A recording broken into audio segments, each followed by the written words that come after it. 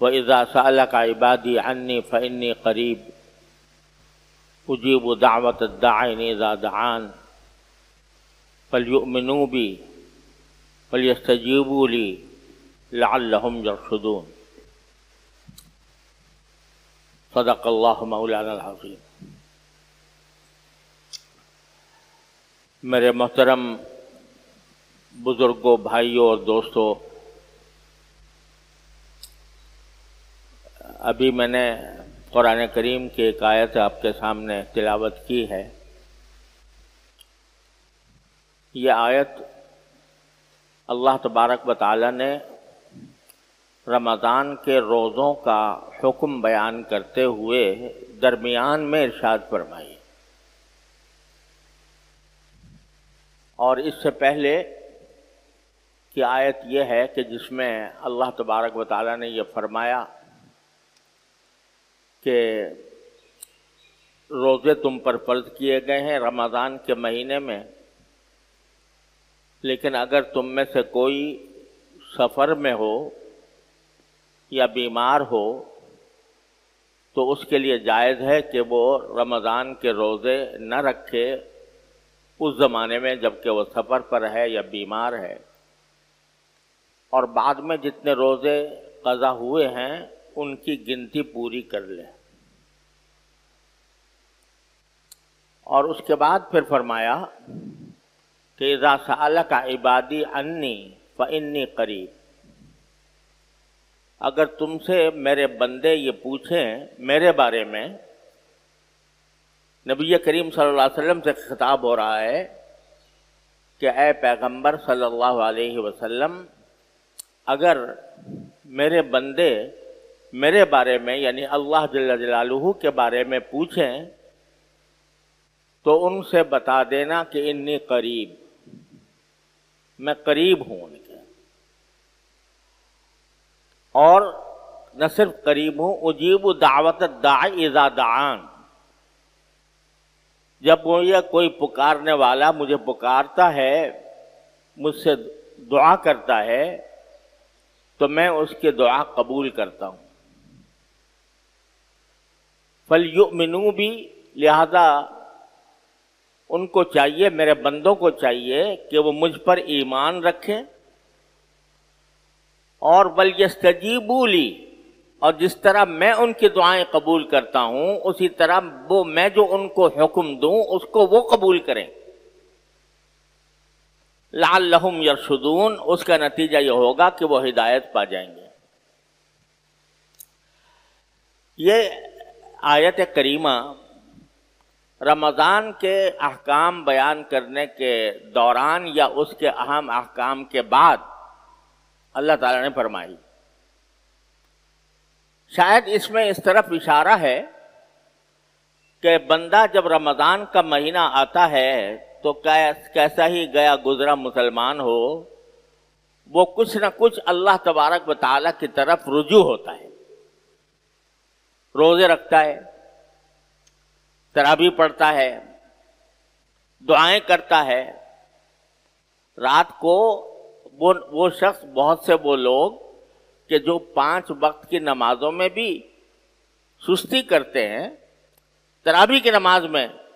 اہتمام کے ساتھ شریک ہوتے ہیں، حالانکہ لمبی نماز ہے، 20 رکعتیں ہیں، لیکن اہتمام کے ساتھ شریک ہوتے ہیں۔ اسی طرح چونکہ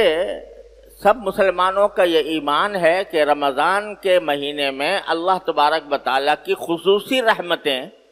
بندوں پر متوجہ ہوتی ہیں، اس لیے لوگ دعاؤں کا بھی اہتمام کرتے ہیں، اللہ تعالیٰ سے مانگتے بھی ہیں اپنی حاجتیں۔ تو رجوع اللہ کی جو مختلف صورتیں ہوتی ہیں وہ مسلمان رمضان کے مہینے میں اختیار کرتے ہیں،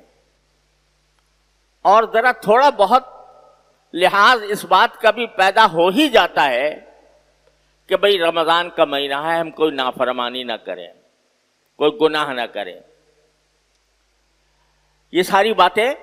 رمضان کے مہینے میں ہو جاتی ہیں، کسی کے اندر کم، کسی میں زیادہ،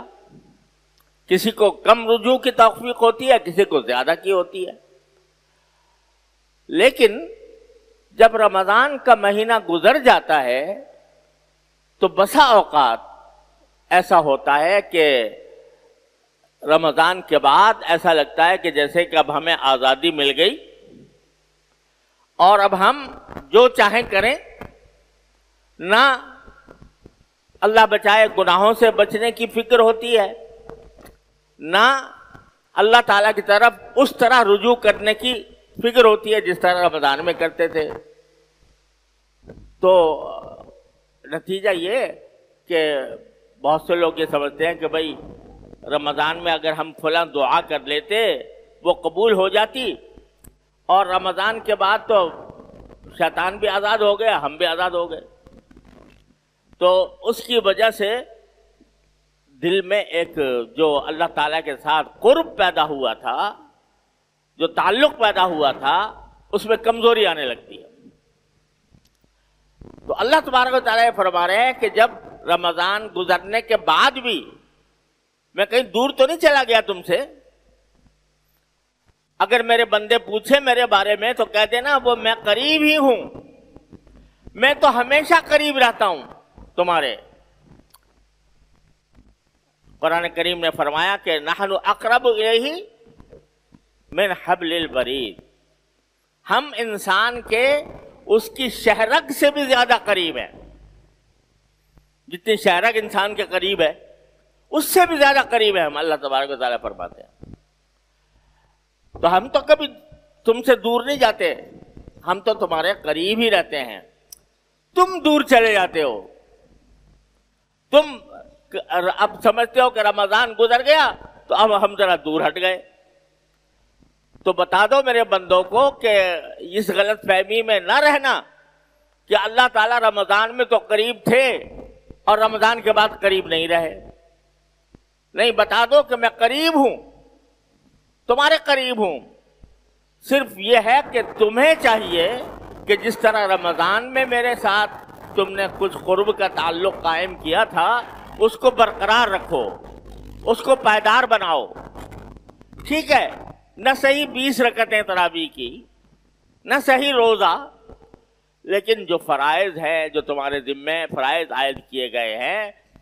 اور جو تمہارے ذمے واجب کیا گیا ہے اور جن چیزوں سے تمہیں منع کیا گیا ہے، ان کا اہتمام تو رمضان ہو یا غیر رمضان دونوں میں تم کو کرنا چاہیے۔